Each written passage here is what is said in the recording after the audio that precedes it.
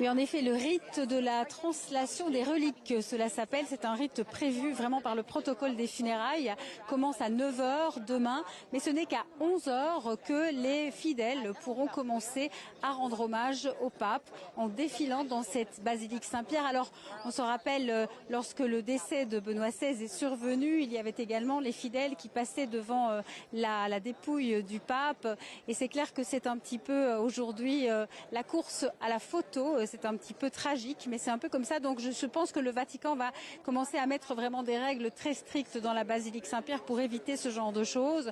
Mais c'est un petit peu ça demain, l'événement, le corps du pape qui sera transféré à la basilique Saint-Pierre par les cardinaux et puis finalement donné aux fidèles. On a un petit peu l'impression que c'est un petit peu ce que le pape François voulait, finir avec les fidèles.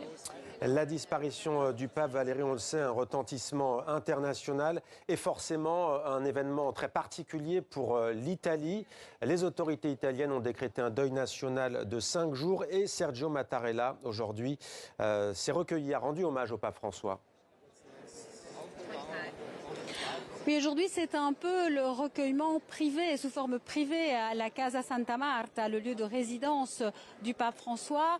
On l'a vu ce matin, les cardinaux, bien sûr tous les religieux du Vatican qui veulent rendre hommage au pape et le président Sergio Mattarella qui est allé se recueillir. Il connaissait bien le pape François, évidemment. Ils ont plus ou moins le même âge, ils sont présidents, il était pape, donc ils avaient une bonne entente. Certainement, le président Mattarella l'a dit, il est très triste de la disparition du pape.